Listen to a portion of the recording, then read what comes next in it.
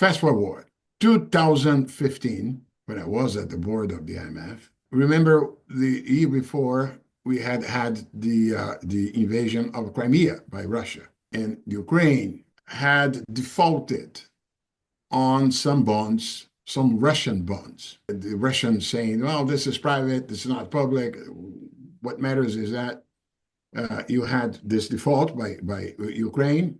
And then suddenly at the IMF, the major shareholders came with the proposal of turning more flexible the rule of only lend to countries that are negotiating with creditors in good faith. And that was because of the intent by the majority of shareholders to lend to Ukraine. The Inspire Us podcast. Good to see you.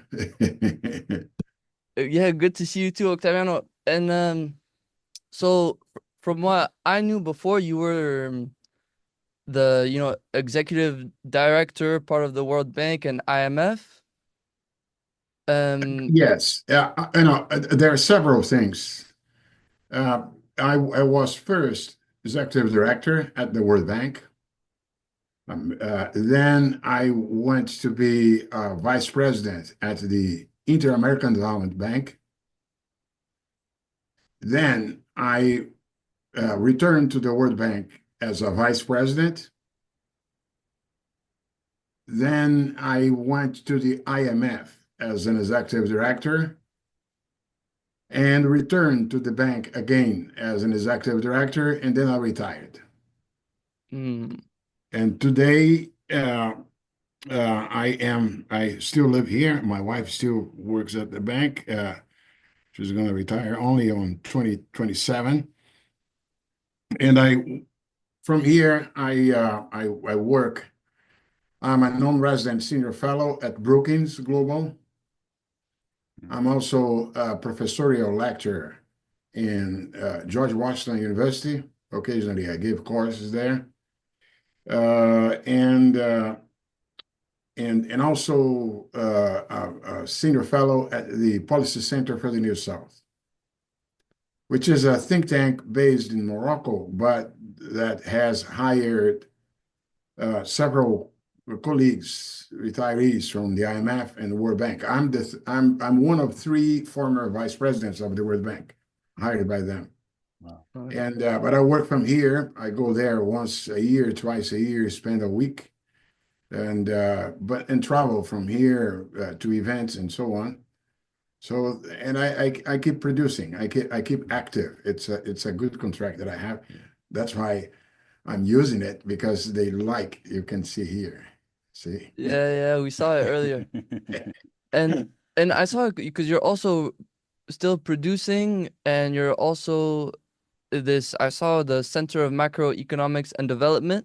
Yes, that's my LLC. That's my individual company that I have here, that I use occasionally for consultancy contracts and things like those. And there's also the website where I posted most of the things that I wrote since 2007. Oh, okay. So yeah. So I wanted to ask you, you worked in executive positions in the World Bank and IMF. Could you tell us what is the difference between the World Bank and IMF? Yes. See, the World Bank, as the name says, is a bank. And with the different agencies, the original part is the IBRD, International Bank for Reconstruction and Development. That was created in Bretton Woods in 1947. And as the name says, created to provide finance to countries being reconstructed after the World War II. and also for developing countries, the reconstructed countries. The first clients of the World Bank were France, Japan, Mm. and these countries graduated. That is to say, they ceased to be, once they were reconstructed and after the golden decade of from 48 to 58, when they reconstructed and they caught up with the US, they ceased to be clients. And so they are what in the jargon of the World Bank, they are called the Part 1 countries.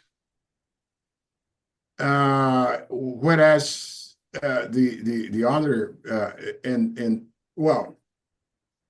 and the IBRD became the institution providing credits to middle income countries. The bank classifies the countries into three and more categories: low income countries, middle income countries, and high income countries, which roughly correspond to what on the other side of the 19th Street, that is to say, on the IMF side, high income countries are the advanced economies, middle income countries are the emerging market economies on the IMF side, and low income countries at the bank are the developing countries on the other side. Roughly is the same thing.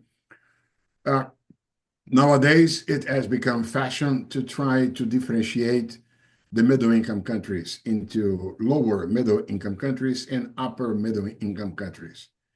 And the reason, among others, it was, well, there's a long history about it, but it's part of the process of attempts to upgrade the middle income countries. Now, IBRD provides credit to the middle income countries. For the developing countries, that is to say, the low income countries, there is the IDA, the International Development Agency, and which provides, the IDA provides very, very long-term, very much subsidized finance when not grants. Because exactly the IDA provides grants and very much subsidized finance, it has to be replenished periodically, each 3 years. Each 3 years, the donor countries get together and make their pledges of replenishment for the following years, because the money tends to exhaust. Whereas the IBRD, it's a bank. It has a capital, and it uses this capital to leverage, to issue bonds in the markets, and that's how they get the money to lend. So there is a leverage, and the participation of the countries into the bank, the IBRD, are differentiated, and the Part 2 countries, their CO clients occasionally take money from the bank, but they also are a smaller part of the capital. The bank, well, I'm talking about bank. The bank, the World Bank Group has also an arm that was created to operate with the private sector, which is IFC, International Financial Corporation. IBRD and IDA operate with the public sectors of the countries, whereas IFC operates with the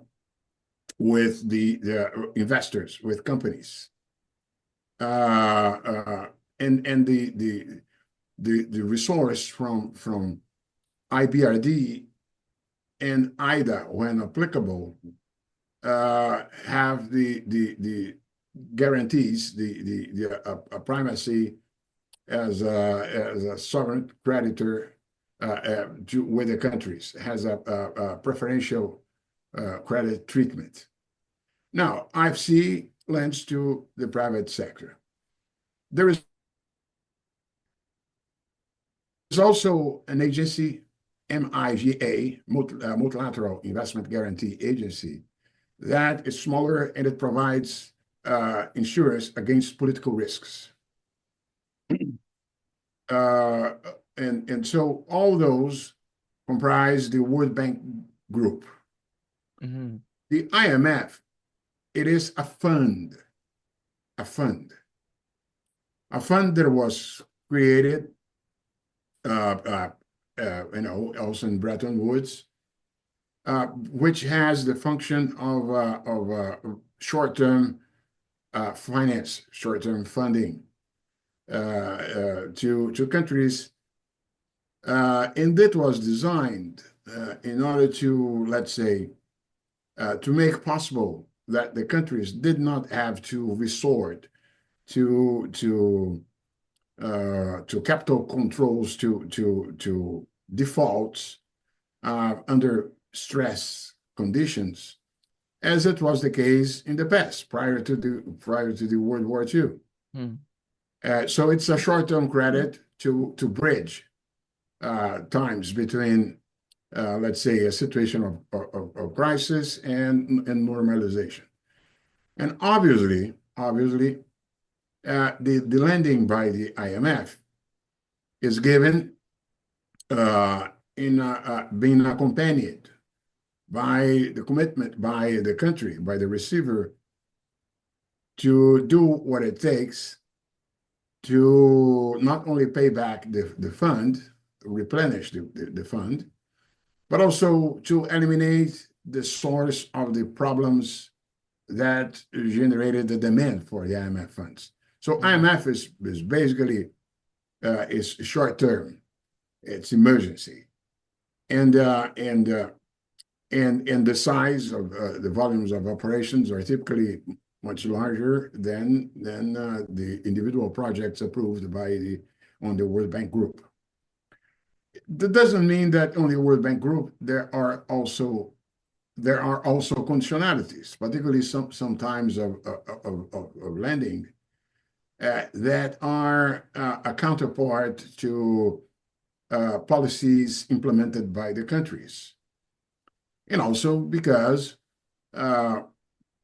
the World Bank, since it has to be paid back, all these institutions, except for IDA, see, the lending, the money transferred has to be, the recipient has to be able ultimately at a certain moment to pay back. Otherwise, the fund would have disappeared, and the bank also would have defaulted, bankrupted. So the bank has to be paid back.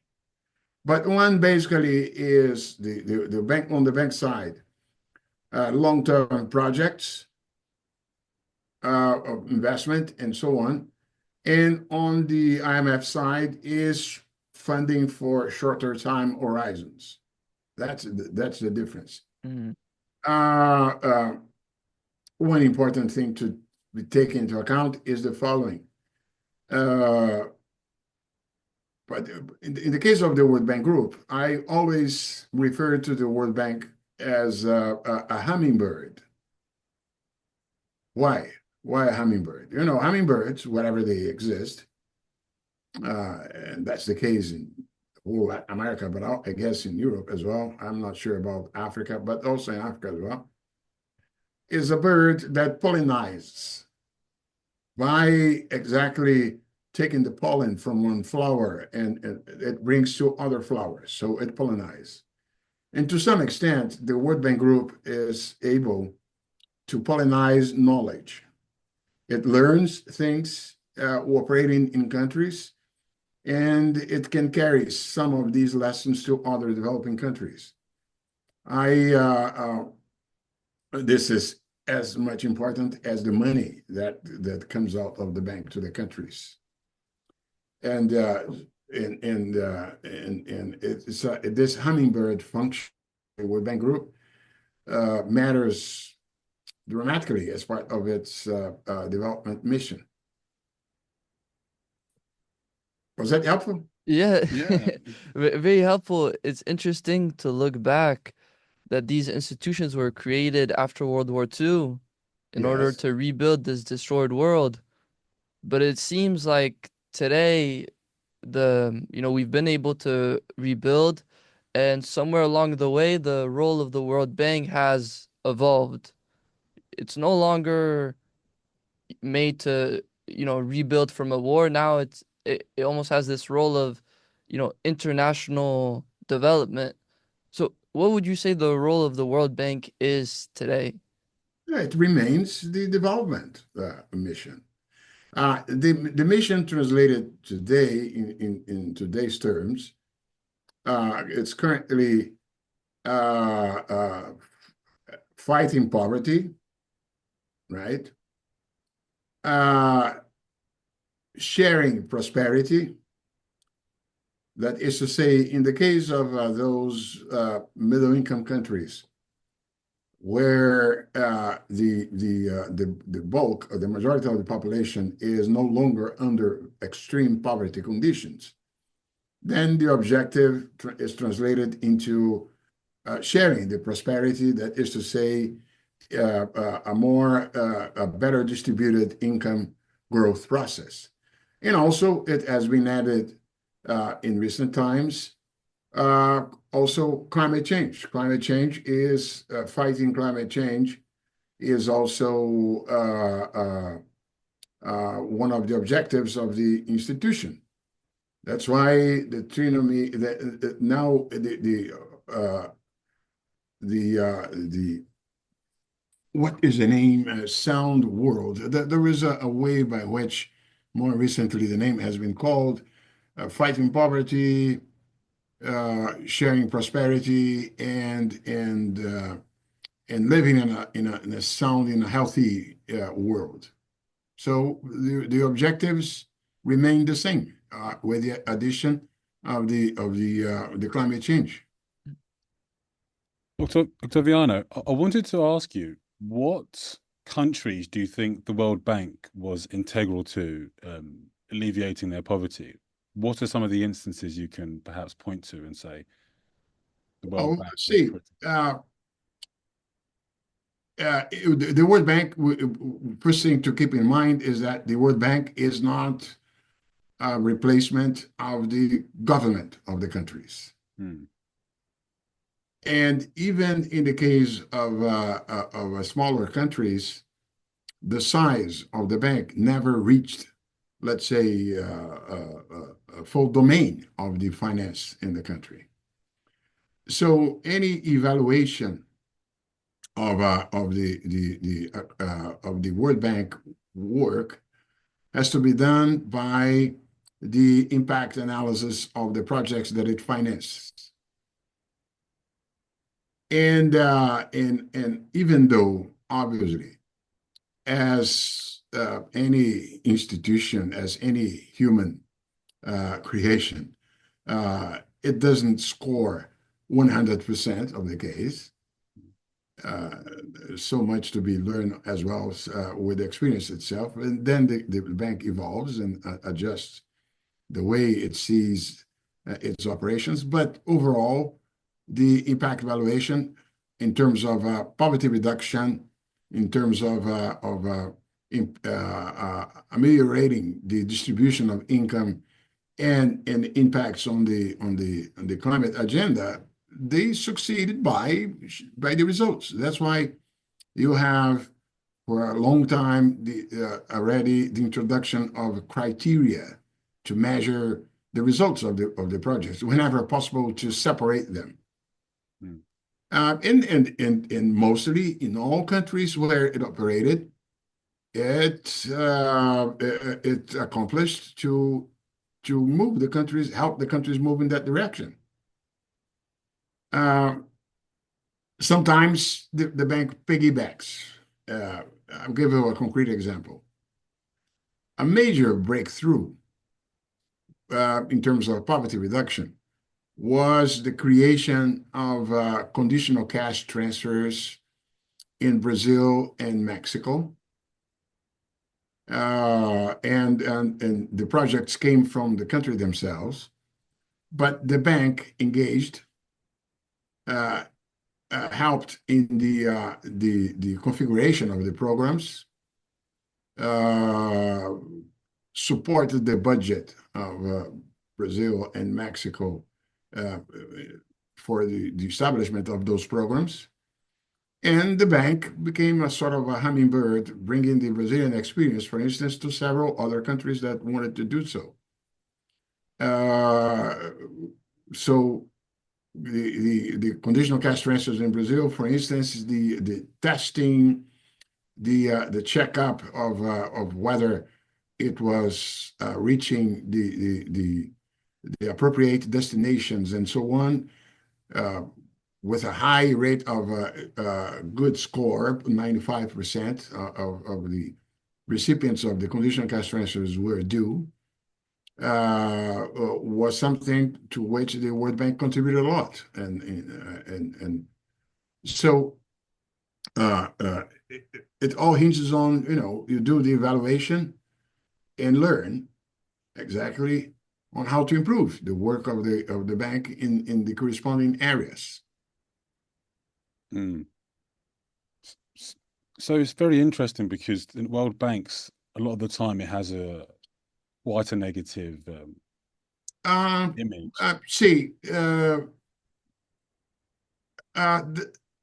That's an unfair statement.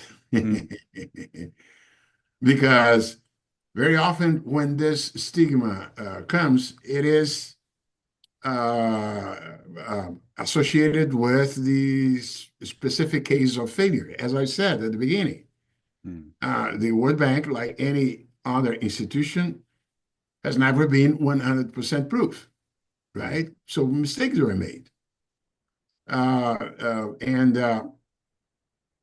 projects that were not executed accordingly, dimensions of governance that were dismissed, bad use in some case with corruption for more, that the bank tries to ring fence the projects from these things. I remember the case of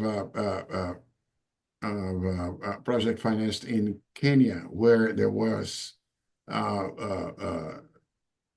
gender violence committed by the executors, because it's not the bank that the bank's finance, but the bank is not the builder, is not the constructor. The constructor is the country that received the money, right? And the companies that are hired to make up the project. So you had failures, but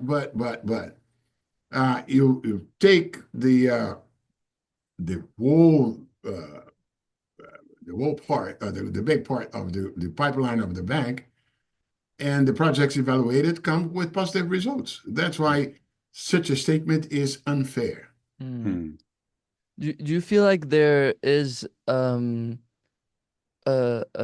unfair negative statement or negative view on the World Bank that discards all of its successes and all of the Yes. positive things it has done? That's a good way to put it. But it must be difficult because, as you said, at the end of the day, it is a bank, and a bank that has to get money back on its projects. And I can only imagine that it must be difficult to have that dichotomy where your aim is to, help developing and to develop and help poverty, but at the same time be restricted by projects that make money. So how does the World Bank deal with that? That's why exactly, in order to have a project approved at the bank, a demonstration has to be made on what is the value added of that project in terms of the development impacts, in terms of shared prosperity or poverty reduction or climate change.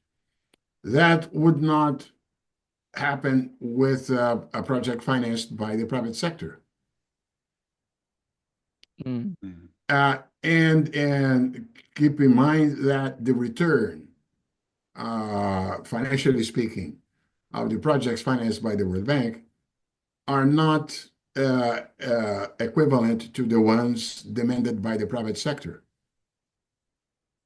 There is no high interest rate or the behavior, the choice for projects is not made according to profitability. You have to make an assessment, a prospect of social returns, and you have to prove that the project is additional to what the private sector could finance. So it's not geared by any logic of financial returns, not at all. Of course, the Treasury, and this is made possible because of the following. What makes the IBRD, that is to say, the arm that lends money to the public sector of the client countries, it provides a finance at rates that are lower than the ones that those governments would have to pay if they went to the private sector, to the private financial markets to finance that. So there is an implicit subsidy accompanying the finance by IBRD. And that's what makes it attractive for the client countries to the extent of possible, resort to the World Bank. And that is possible because given that the bank has a solid capital base, the paid-in capital pledge brought in by the sovereign countries with a 16.75%, 17% by the US, and so on, and Europe, continental Europe and the US make up more than 51%. So this capital base is what allows the bank to fund itself, to issue bonds in the market, and there are clients wanting to buy them, paying rates that are close to the ones paid by the Federal Reserve Bank. The bank is able to issue bonds in the market, offering a return to the buyers very close to the Federal Reserve Bank. And this is possible because of the paid-in capital and also the callable capital, which has never been exercised in the case of the World Bank, but which is the possibility, the pledge, that if need be, the shareholders will put more money, will add to the capital. The callable capital, as the name says, is to be called if necessary. It has never been. The only case of a multilateral bank that once resorted to callable capital, to my knowledge, was a case of the African Development Bank. And the management of the bank at the time was fired as a disincentive for doing so in the future. So the bank is managed so as to grossly, just to give an idea, the paid-in capital plus the accumulated reserves of IBRD comprise something like around 20% of the total of operations of the bank. So 80% of the operations of the bank, of the stock of assets, is in addition to the 20% of the capital. So it's solid. It's very solid. And also it helps, it's quite important, that the credits provided by the World Bank, according to something that was signed by all countries when they became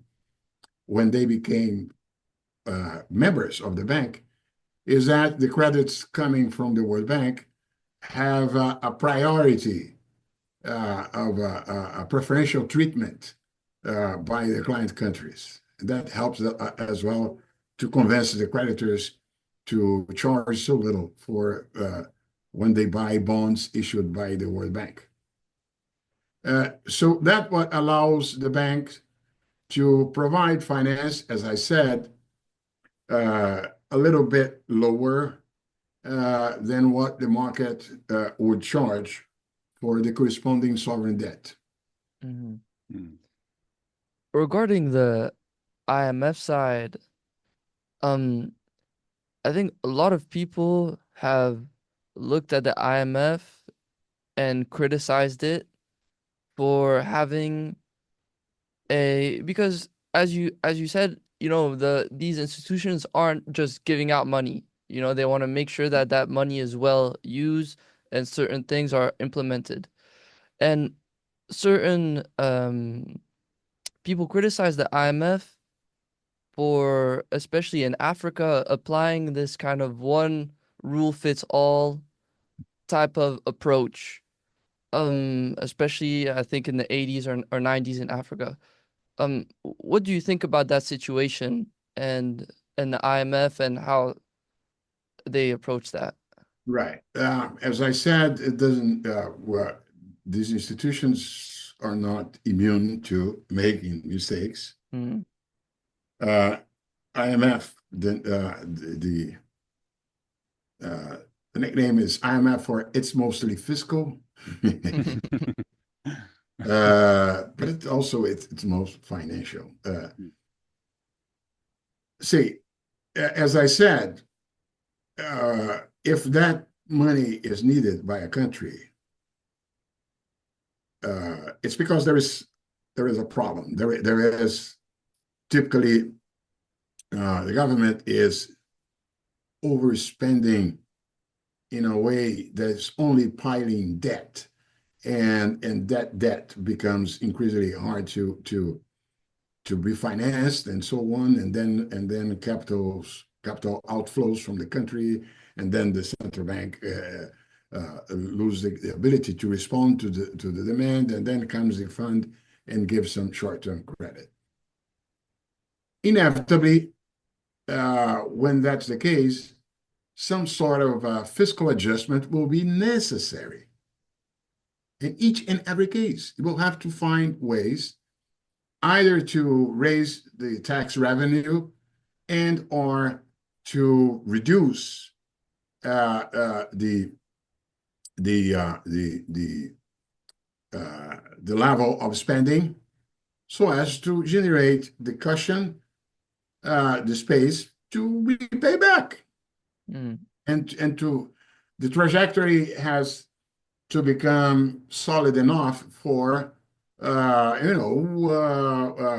for investors to accept to buy bring their capital to the country. Now, it's one, and that's typically, but mistakes were made. For instance, during the Asian financial crisis in the 90s, the IMF came with this standard fiscal approach, whereas at the time, the major issue as a cause of the Asian financial crisis was not on the fiscal side. It was on the financial market side. It was on the lack of regulation. It was on the euphoria that took place by global finance, overflowing money to those countries at the time: South Korea, Indonesia, Thailand, Malaysia, Philippines, and therefore, even if the IMF insisted that some fiscal space had to be found in order to cover up for the losses on the financial side, ultimately, a well-done critique was done particularly by, at that time, by the chief economist on the World Bank side, which obviously created a sort of an crisis. It was Joe Stiglitz, is that the emphasis on the fiscal side was the fiscal part of the package was inappropriate because it made things more difficult by decelerating even more their economies. That was clearly a mistake. Also, a very important critique made by Francis Fukuyama on the structural reform programs implemented by the World Bank, went back to the World Bank, was the fact that by reducing in the process of reduction of the size of the government, of the expenditure and so on, Francis Fukuyama argued that this process should have been much more selective than any sort of cut across all spheres. And why is that? Because, as Francis Fukuyama pointed out quite well, some basic state functions had to be preserved. And by applying any sort of broad government spending cut as part of the structural adjustment process, it hurt those programs some important functions like justice, like some government functions. So structural adjustment processes, when they include downward adjustment of public expenditures, it has to be necessarily selective to safeguard some functions of the state. And that was not the case. And so it's a very good and applicable critique made by these structural reform programs pushed for by the World Bank in the 70s and 80s. I wonder, do you guys deal with a lot of geopolitical pressure behind the decisions you have to make, because the World Bank, many countries are involved, some bigger actors than others. Yes. So what type of pressures do you feel, and how do you navigate that? Well, that's the daily life of these institutions, and the mandate is to avoid being captured in those geopolitical fights, which is obviously difficult, and I will give you concrete examples. And it was relatively easier to be like that along the post-war years, Right. which was exactly a time when the major geopolitical things were the counterposition of the Western world and the Soviet Union, and particularly when there is the downfall of the Soviet Union and the adhesion of Russia to the multilateral institutions, then reasonably not much was demanded in terms of managing walking through geopolitical. But I'll give an example. Quite important one. A tacit rule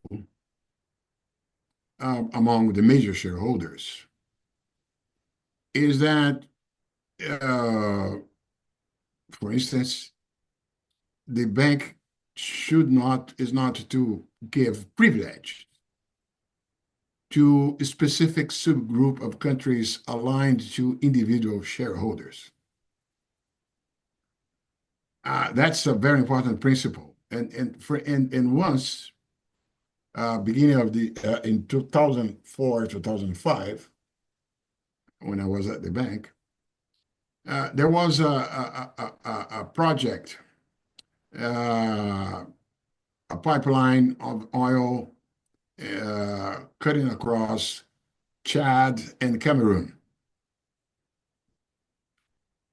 And at the time, Cameroon, one might say, was, let's say, a country closer to France, and Chad to the US at the time.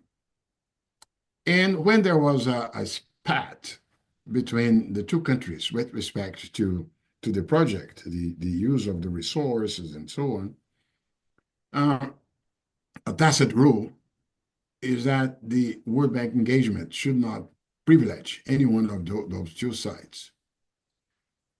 Whereas the incumbent, as president of the World Bank at the time, Mr. Wolfowitz, through his cabinet, through his chief of staff, he circumvented the bureaucratic structure of the bank responsible for sub-Saharan Africa and got in touch operating directly with Chad. So by doing so, Mr. Wolfowitz broke an important rule. And that was important in the, let's say, the amalgamation of forces in Europe that ended up leading to his, if not an impeachment, but he was 2 years after being inaugurated at the bank. He, as part of a deal, he was obliged to sign a letter of renunciation, quitting the job. And even though there was many excuses associated with a promotion of a staff of the bank who happened to be he had a relationship with her. They lived together, even though not legally married. But that was the excuse for a scandal and for a process of that took 6 weeks by the board. But ultimately, I am sure that his attitude with respect to privileging countries in Africa with which the U.S. had a better relationship was a major issue that ended up contributing exactly to his dismissal as president of the bank. In other experience where geopolitical factors end up weighing on the decisions, that's always through the votes. The IMF, when I was at the IMF,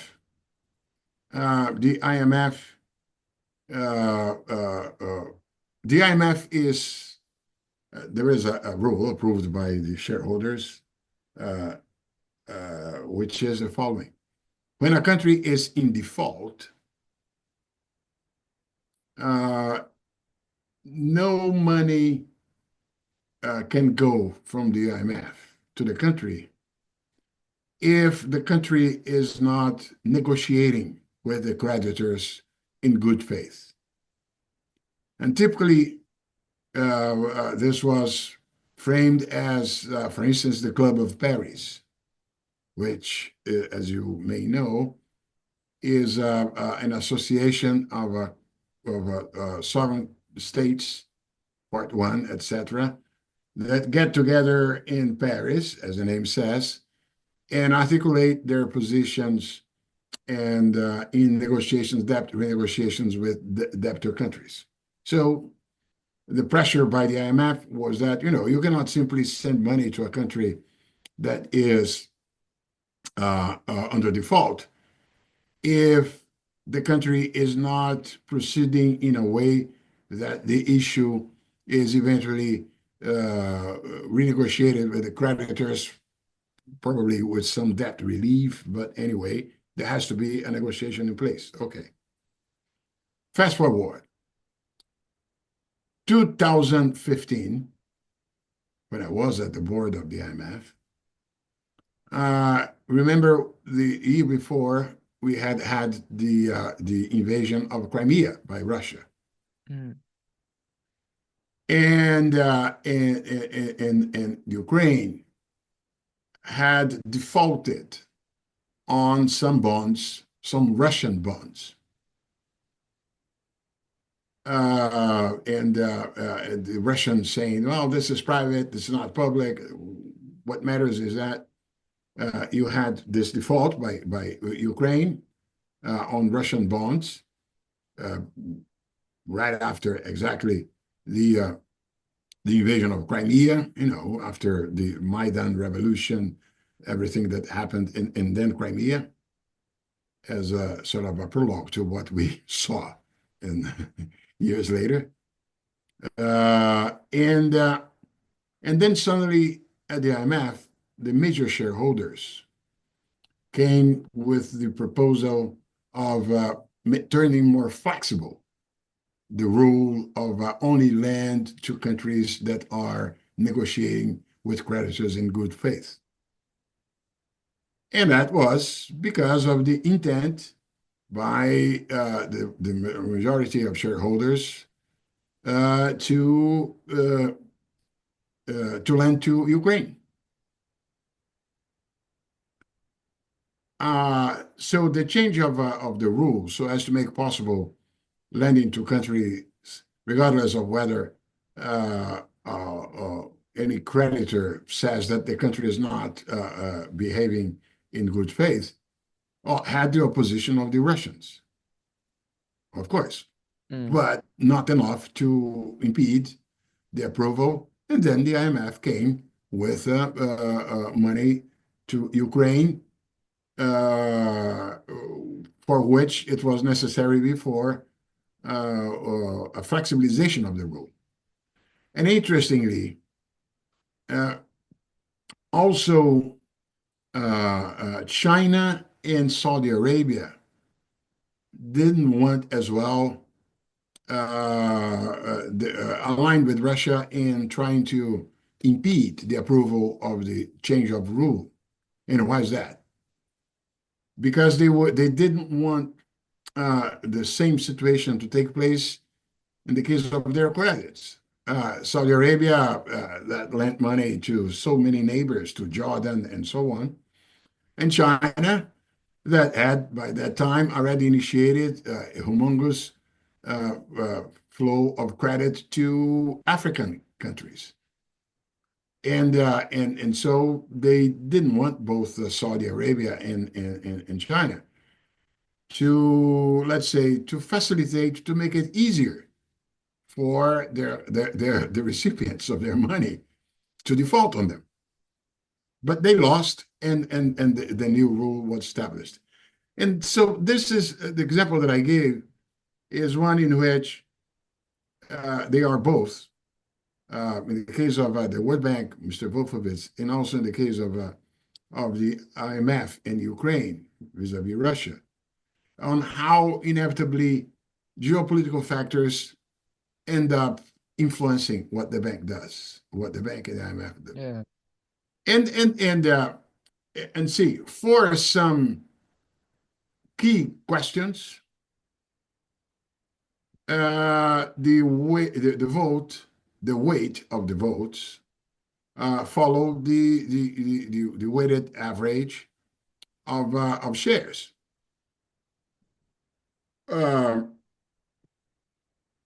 This is what explains why you never had a non-European as the head of the IMF, or a non-American as the head of the World Bank.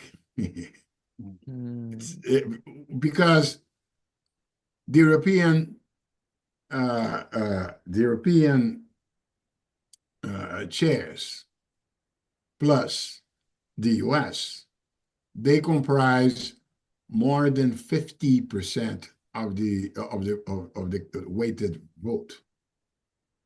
So they can guarantee, as long as the agreement is there, they give some key positions to Japan. MIGA, the Multilateral Investment Guarantee Agency, is always run by a Japanese, like the way by which the head of the Asian Development Bank is also is not never an American or an European, is a Japanese and so on. But the fact of the matter is that, and that's why, see,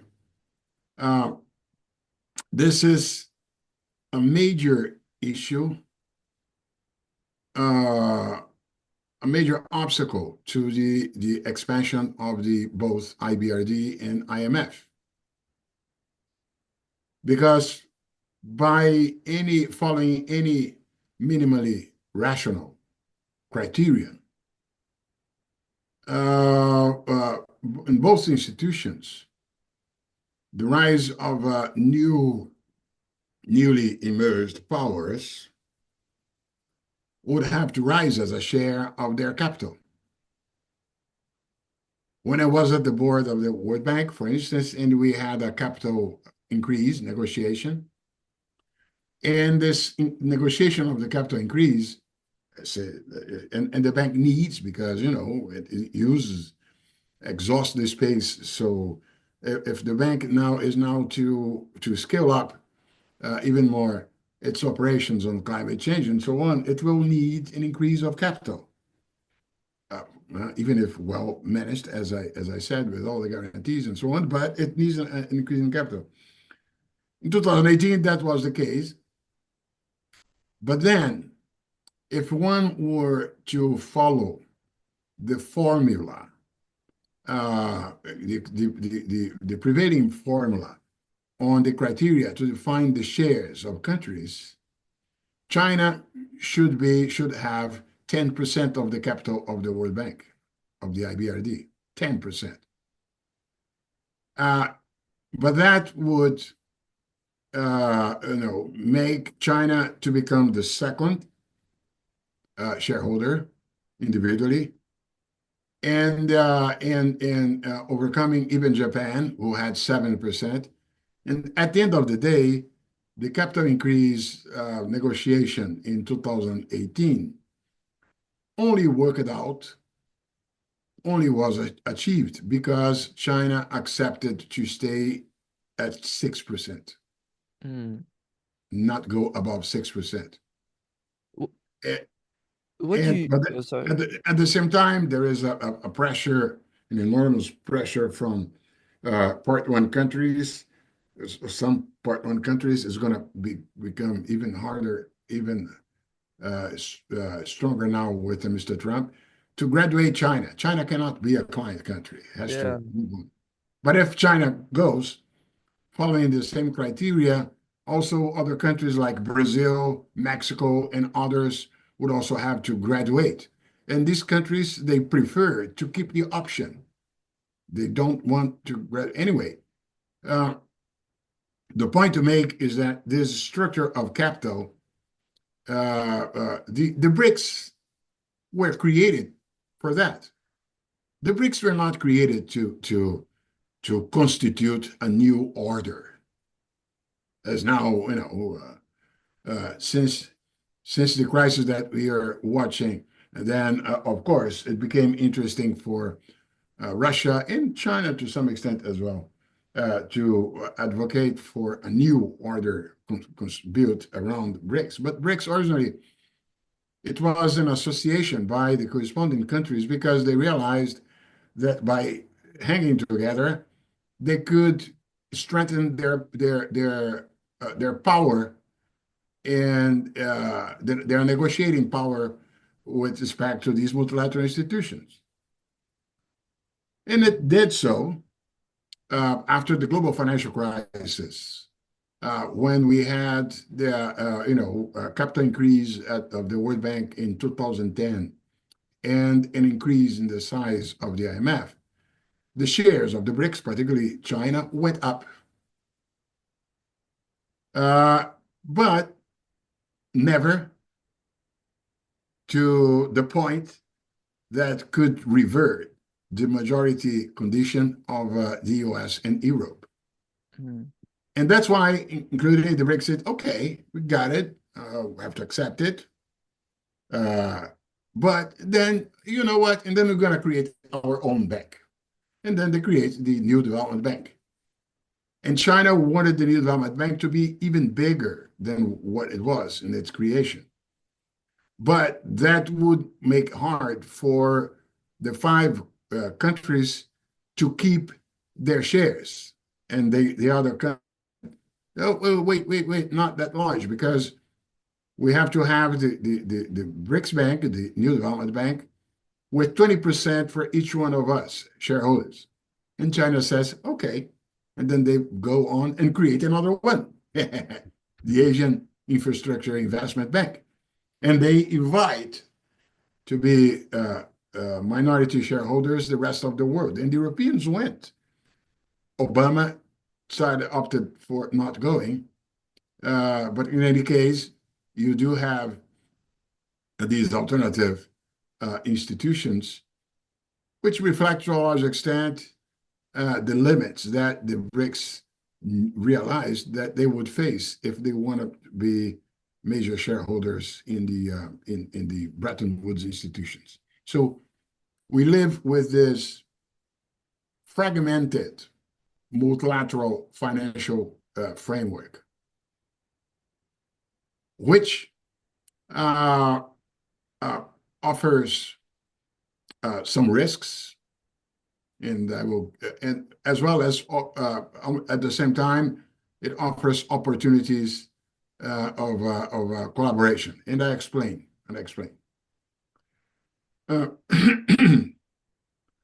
When the banks, the NDB and the AIIB were announced, a lot of talk in town came. Wow, see, but those guys, these banks, they will not follow the rules, the procedures of safeguarding against corruption, against social and environmental impacts as the Bretton Woods institution do. And that was a very, very often accusation. And so, according to this view, these guys may simply break the symphony, the harmony, and they will open a window for a window through which the adherence to good principles of ESG, of environmental, social, and governance frameworks will be dismissed. On the other hand, I myself had at the final time of mine at the bank, I accompanied very closely and participated in. At the end of the day, I managed to get its approval by the board of a project of water management in Manila, in the capital of the Philippines. In Manila, I visited there. You had those slums across the channels, at the borders of the channels, slums, people living there, under very precarious conditions, not only in terms of sanitation, but also risks. And the World Bank was brought in, financed a project of delocating those people and creating the safety conditions for them. The World Bank doing goodness at its most. But the team responsible for the project was the same team that had implemented a similar project in Brazil, in Salvador, in Bahia,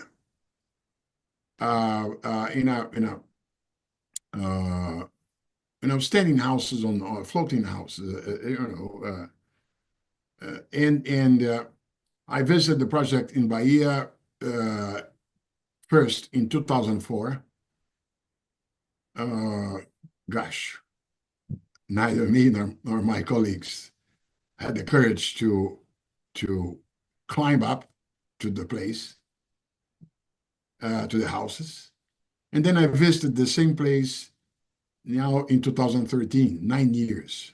Wow, gosh.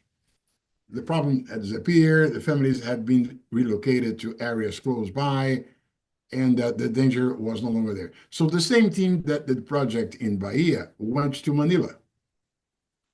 The project was led by a water engineer by the bank, a Dutch, who, let's say, with some reason, said, no one in the world understands better water management than the Dutch, than Holland. It's true. Anyway, the project was about to be concluded when the Asian Infrastructure Investment Bank comes and knocks the door. Hey, can I join you guys? And that was a triple win for the following. The World Bank had limits of capital space to be used in the project. So the team, the technical team and the bank got, happy that the project could be completed with money from the AIIB. The government of Philippines also loved the idea because it had more money to build up the project. And the AIIB was also happy because they could learn and piggyback on the World Bank project because they didn't have, let's say, an equivalent technical structure to at that time to do something like that. So it's piggybacked literally on the World Bank staff work. So the bottom line is that there are also opportunities that can be explored of cooperation between those institutions, even if they have different peculiar governance structures, shareholding structures, and so on. And in some way, they're also, I guess, competitors. Yeah. In some way, but you briefly mentioned Trump coming in and how that might affect. And I always remember maybe in his first term, I saw some headline where he was even criticizing the World Bank for carrying on lending to China. And he Yes. asked the World Bank, but I think the World Bank still continued on with it. But I want to ask you, so there have been a lot of trends with Trump of him talking about focusing on the US and kind of stopping international Yes. aid. And with America being such a strong leader in the World Bank, how do you see this affecting the World Bank? That's the question of the day. Yeah. Well, he has already taken action on the U.S. government funding. We saw the USAID. It is influencing as much as it can as well in private foundations. I've seen this already. Whereas at the World Bank, let's say, he may simply become an obstacle to any intended capital increase. Right. Or because, okay, if he doesn't want to participate in any increase of capital, he would have to, abdicate of the position that it has, as I said, 16%, more precisely. In the case of IBRD, it is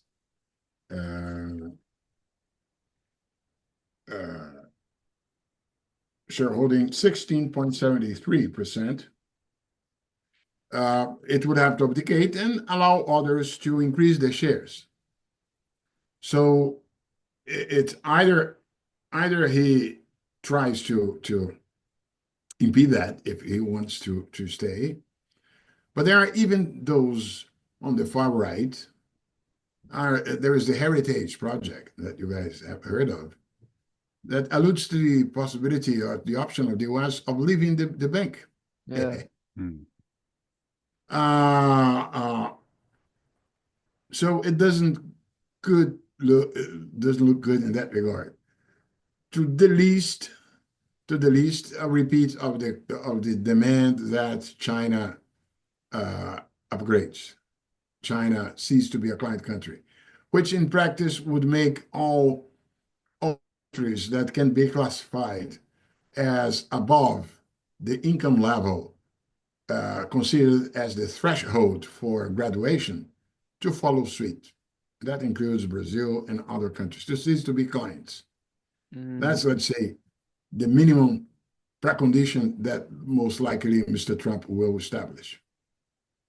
So the worst case scenario could be the complete downfall of the World Bank. Yes, yeah, so, to leave the bank. And how do you think, so right now he's applying a very big tariff policy, and some might say that's an economic decision, some might say it's a negotiation tactic, but it's for sure sending a message, of almost American isolationism and America first. Yes. How do you think this policy is gonna affect the World Bank and yeah, and what do you think of Trump's tariffs? Now, see, there are these two possible motivations, or one of them as a negotiating instrument. He did so in his first mandate against Mexico, obliging Mexico to hold the flows of people coming from south in their southern border in Mexico, and then the tariffs were not implemented. And to some extent, for the time being, he used this way now with Canada and Mexico. Oh, I establish a tariff and they will prevail if you do not do something regarding the flows of the drug or flows of people. And then Mexico and Canada pledged, and yes, and then symbolically Trump suspended the tariff. So that's for a negotiating purpose. But it is also true that the tariffs implemented in China, in the first mandate, his first government, there was some negotiation.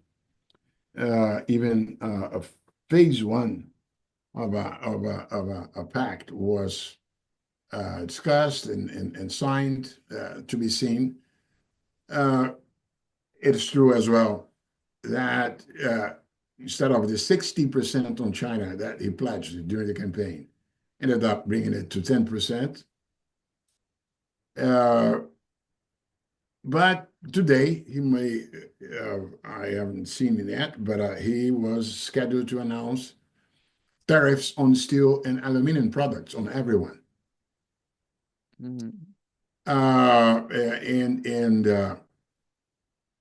So there are even some of the members. The first method or the first motivation, tariffs as a negotiating tool, a threat to obtain what he wants. That's the view expressed by the current the Treasury Secretary, Scott Bessent. But there are some guys in the government, Peter Navarro,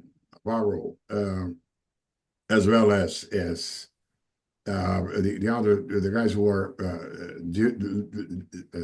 leading the USTR and so on, who have a more mercantilistic approach to, these guys want tariffs to reduce the trade deficit, to reduce the current deficit, because they think that those current deficits presented by the U.S. economy are bad for the U.S. economy. They mean less product than what it could have, particularly in manufacturing and so on. To the extent that this view is prevalent, then we might see tariffs for the sake of protection. We don't know so far let's see how it's going to be in the case of the Western Europe, because Trump will announce the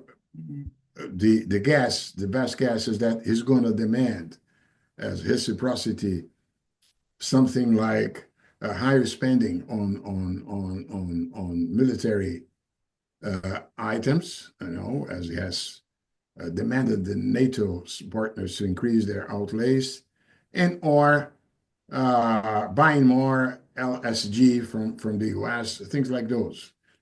To be seen if this is some sort of a negotiating instrument as it was the case, has been the case with the other ones, with the Canada and Mexico.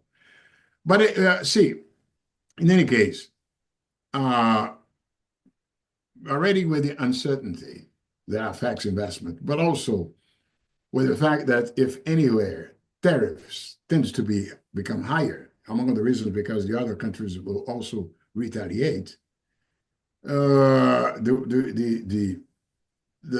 eventual trade war will damage everyone. In the short term, the US may feel less of the pain, and the rest of the world will feel the brunt of the pain. But ultimately, in the long term, everybody loses with those trade wars. So economically speaking, Trump's tariffs are bad news for the economies, not the World Bank. The World Bank is not affected by it.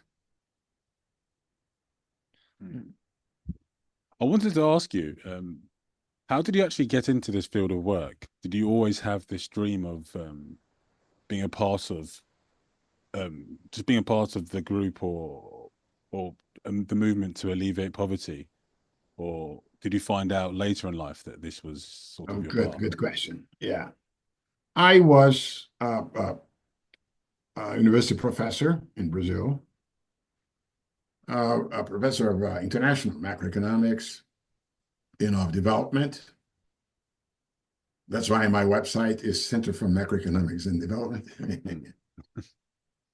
And I had a chance to be part of the government. I went to the Minister of Finance. And from there, I came to the World Bank,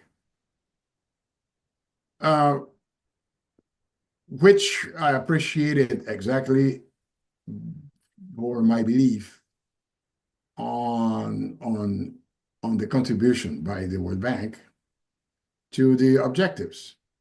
So I feel proud of being part of an institution with the goals that it has. As an individual, when I was a professor of macroeconomics and development, I also cheered, I also dreamed of my own country, Brazil, of featuring those traits in its evolution.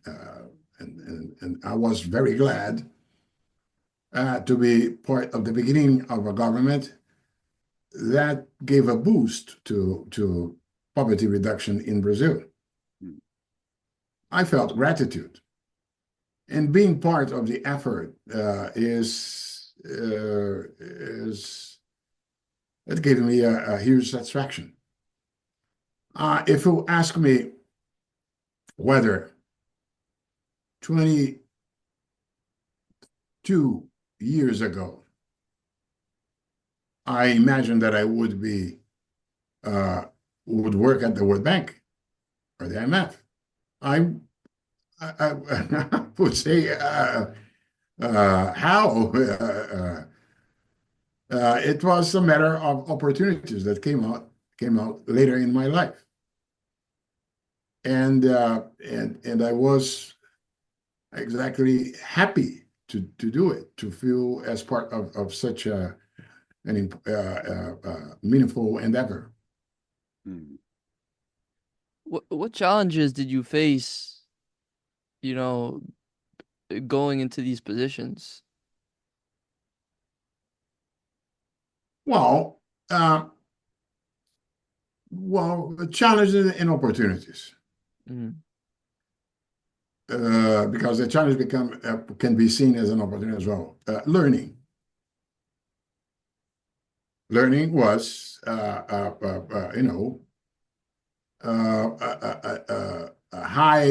tall ladder that I had to climb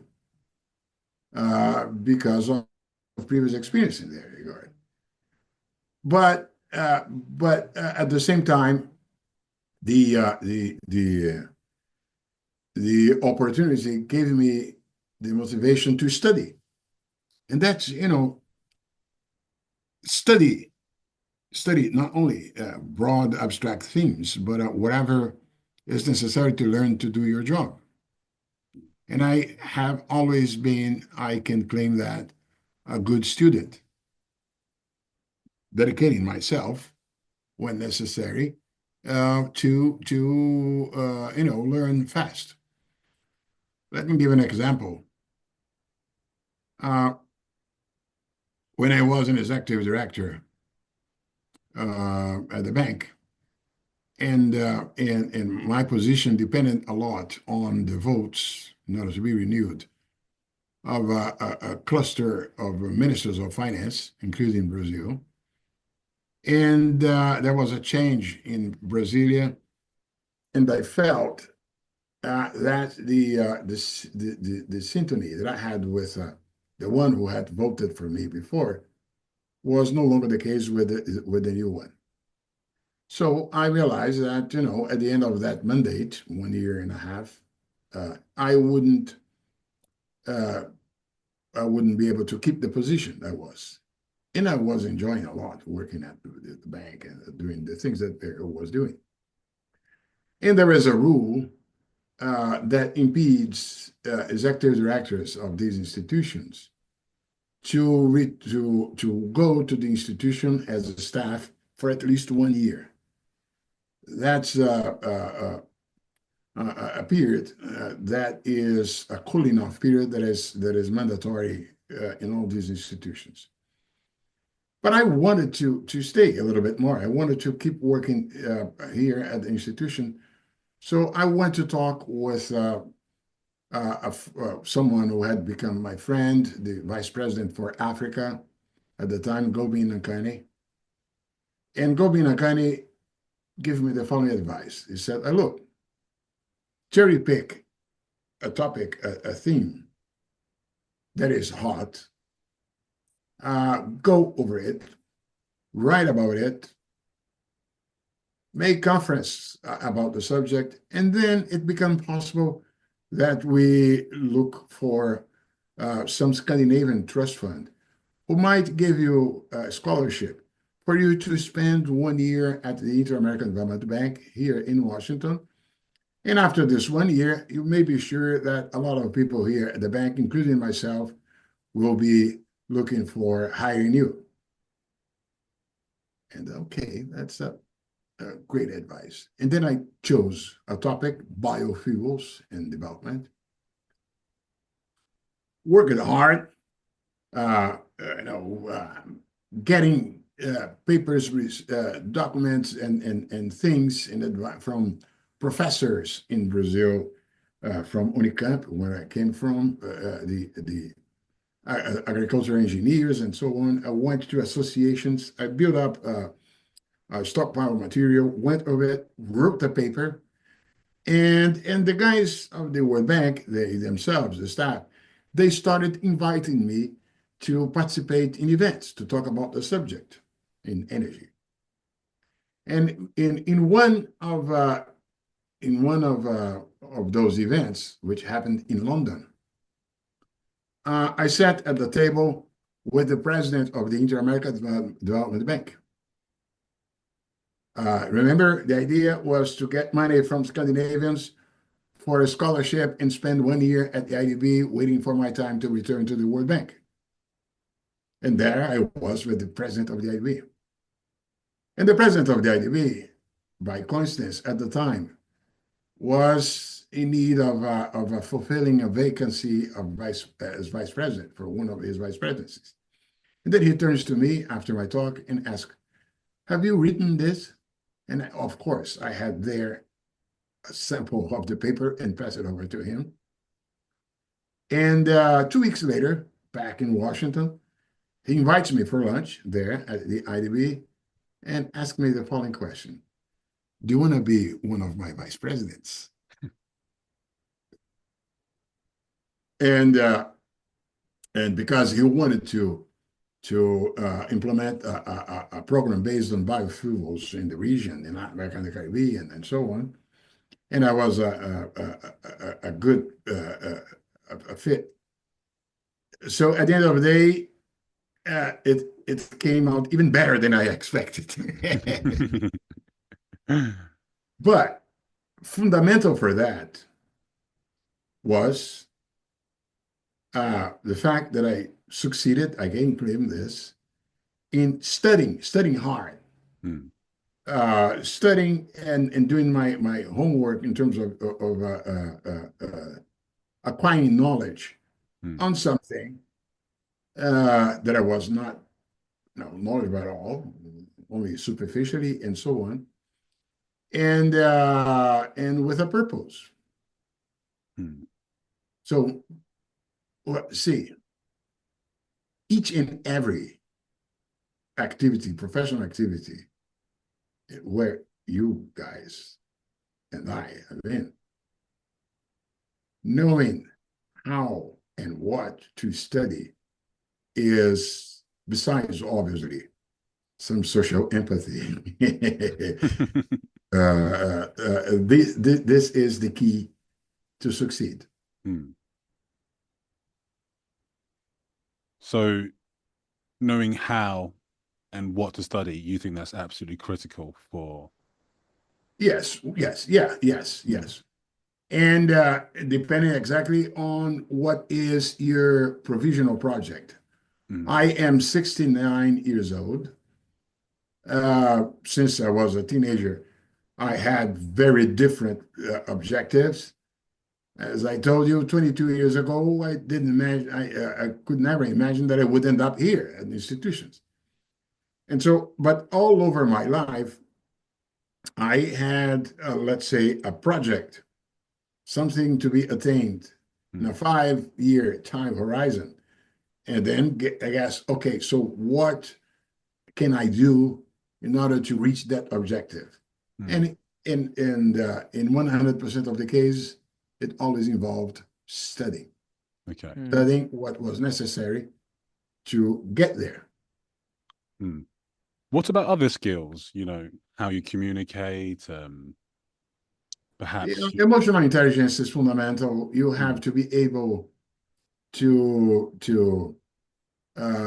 try very often to be on the other side of your relationship, to see what is that other person is not only thinks, but also what's in it for them, so as to impede that you only do things that are in your own benefit, but without implicating anything for the others,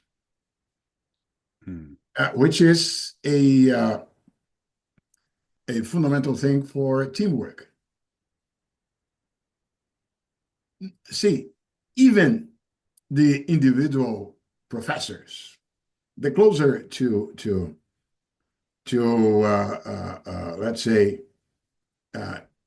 ego-centered activity is as an individual intellectual, right? Like a university professor, where you are to be measured by your publications, by the thesis that you provide, by the classes that you give, and so on. And so, but even so, even a professor has to exercise some social empathy in the relationship with the other members of the department, with the students, with those whom he or she supervises, and so on. But even more so, even though basically the work done by the professor is in himself, is in studying and so on. But even so, even the individual professor needs to have some sort of empathy for her work to succeed. Now, even more so, in the case of a team works in governments or in companies and so on. So the emotional intelligence matters in the sense that your work, which depends also on other people, can only succeed if you pay attention as well to those emotional intelligence aspects. Okay, interesting. And Octaviano, if there was one thing you could do differently in your career or at your time at the World Bank and the IMF, what would it be? Okay, that's a good one. That's a very good one. Yeah, it's quite tough. I have a tendency to avoid that question. No, but see, I could have at a certain moment when I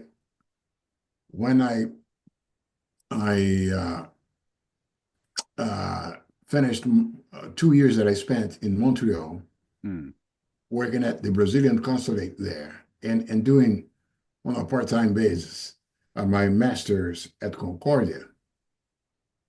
I received an invitation from a professor who was visiting there and was on his way to Illinois, as well as also received an invitation by a local professor at Concordia, offering me 2 scholarships to do my PhD there and so on.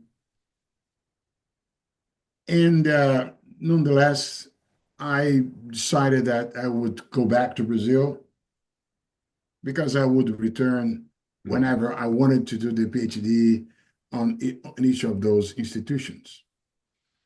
But then when I returned, I ended up getting engaged with other things. Time passed by, and it took longer, and I regret it. Okay, I should have followed. There were family issues as well, but what matters is that with the benefit of hindsight, I regret that option that I did in postponing the trajectory that was the fittest, which was going after my PhD. I ended up getting my PhD years later at an institution where I became a professor, University of Campinas. But fact of the matter is that I regretted not taking that option. Other similar things happened there, but I can tell you guys that I have been happy. I could have made the option at a certain moment and go to the financial markets, as some colleagues of mine went, and 2 of them got rich. Yeah. I didn't. I have a comfortable life because of the pensions that I have. But the fact of the matter is that, but at the end of the day, I don't regret anything. Okay, that's good. That's good. I'd also love to pick your brains about your native country, Brazil. Okay. I mean, I know you've had terrible inflation in the past, I think in the 90s, and I think now, well, you had to get a new currency as well, the real. That was fairly recently. Yes. But the real is also facing quite a lot of adversity recently. Just what are the biggest problems around or facing Brazil today, and what do you think Lula can do to? Right. See, not on balance of payments, Brazil has accumulated a substantial level of reserves, maybe too much for some.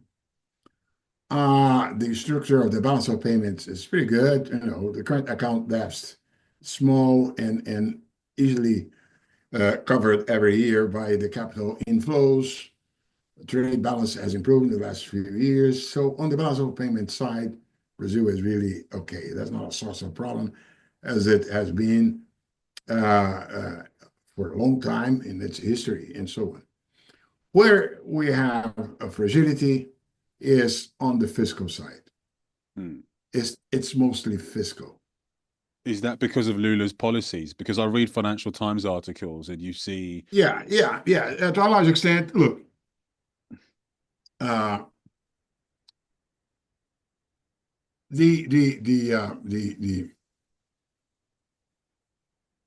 the Lula government now has relied very much on fiscal stimulus. And fiscal stimulus means that the creditors get a bit uncomfortable when they project the ongoing trajectory of the public debt, which is already high as compared to other emerging markets, and the sluggishness of what has been pledged as adjustment of that trajectory, undermines the confidence. And what happened last year, for instance, is that once, even though the Minister of Finance pledges and defends and goes after, incredibly so, a program of fiscal adjustment, the rest of the government doesn't want to give a damn. And this time, Lula is not doing as he did in his first mandate, when my boss of then, the Minister of Finance, was the voice, and the president followed what he pledged. And then in 2004, 2005, 2006, 2007, until 2008, Brazil got the investment grade.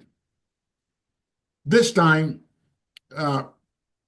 Lula has not been as, let's say, committed with the fiscal trajectory. He's underplaying the consequence. I think has pledged that he's not going to cut any more expenditures. So last year, when even not so drastic fiscal adjustment was weakened, was diminished, then the reaction by creditors was to lift the risk premium. And then we had, as a sequence, capital outflows and the depreciation of the exchange rate, not because of the balance of payments issue, but because of the fiscal issue. And this has spiked inflation. The economy is currently overheated. It's functioning really, with a degree of overutilization of the potential of the potential GDP and so on. And so that it's not a disaster. It's not as disastrous as it has been in some moments in the past. But the fact of the matter is that the challenge for the economy to grow more, it is a lack of priorities in the spending in a way that helps growth. If you guys are interested, specifically on Brazil, I wrote several pieces over the last 10 years and on what I call the double disease that has been plaguing Brazil. The double disease? Yes. Okay. The double disease is a productivity anemia. My daughter suggested me to use productivity anorexia. So, combined with a public sector obesity or bloating. Okay. The public sector bloated partially for good reasons. When it comes to the social spending as a response to the huge inequality of Brazil and the aspirations of society after the end of the military rule. But the problem is that while there was this increase with different levels of efficacy on social spending, some other spendings that cannot be classified as social also kept increasing. The pension system in Brazil, it took, when I was in the government, reforming the pension system was made a priority, 2003, but it took 14 years until 2017 to have some reform. And even so, this reform of the pension system has already been unwound out during Lula's period. And the problem is the following. Look, Brazil, at the time when I was at the bank and I did a study on this, the spending with pensions in Brazil is roughly same share of GDP as Japan and Scandinavian countries. Wow. Okay, so see, okay, Brazil is spending pension as much as Japan and Scandinavians. Yeah. But with the caveat, the population, the share of the population above 65 years old is double in Japan than in Brazil. That is to say, that humongous share of GDP corresponding to pensions is accrued particularly not from people below by a smaller share of the population. And indeed, there are many cases of pensions in Brazil that they are over generous. So one needs to review to reduce the burden, the fiscal burden of pensions, particularly for those segments of the population that are currently over benefiting from the system.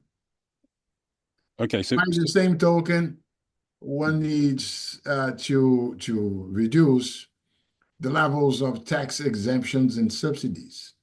At my time at the World Bank, it was estimated as something close to 4.5% of GDP. Today, more recently, I saw someone referring to 6%. And those tax exemptions and subsidies, they do not devolve, did not give returns, social returns commensurate to them. So okay, so would you say Brazil needs a Javier Milei type figure to unleash some no, monarchic not capitalism? necessarily. No, not necessarily. So no. Javier Milei is closer to what Trump is doing, but it is not simply.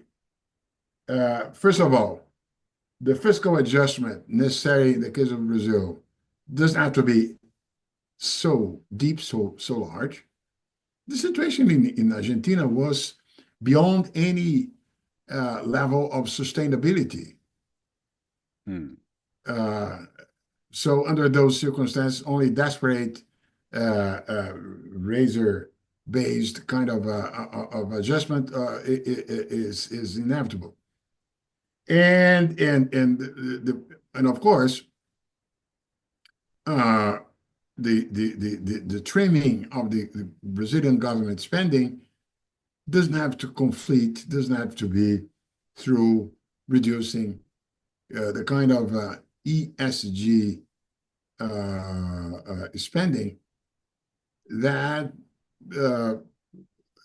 say, cash transfers or no, that's why it has to be selective in areas that are not justifiable for social reasons. Octaviano, I was telling Dora that you are a musician, and I was showing him a beautiful video on YouTube. We saw that in your farewell speech to the executive directors, instead of talking points, you did singing points. You pulled out the guitar and played some music in the board. Maybe it's never been done before. Yes. It was beautiful. Are you still playing nowadays? Well, once in a while, yes. I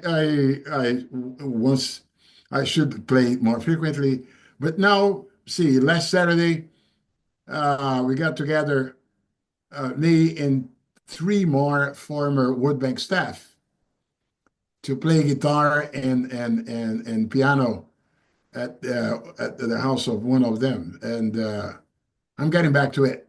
Nice. This Friday, I will do so as well. I'm Okay. gonna be with my wife,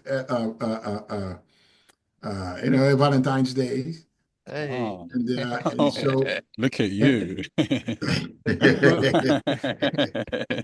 and I've been told by the organizers of the show that at a certain moment I will be called on stage, and I will get there. Oh. What are you playing? Guitar. I'm gonna play a Brazilian music from which is not by chance a music that I know my life adores. Oh. Are you a bossa nova fan? Yes, I'm a bossa nova fan. Not much a player. I come from the Northeast, and I played a lot of music from the Northeast. Oh. But also, as anyone of my generation, I love Bob Dylan. I sing a couple of things from Bob Dylan, and also from Beatles, of course. Okay. Even once in a while, I try to imitate Rolling Stones and Mick Jagger. We're big fans of music. We love going to see live music. We even started a side show where we record some music. We're wondering, would you mind playing us a little song if your guitar is not too far? No, but it is far. Yeah, I can come to the studio another time. Okay. Thank you very much, I have to go. Octaviano. It was a pleasure talking to you and My seeing pleasure you talking to again. you guys. An absolute pleasure.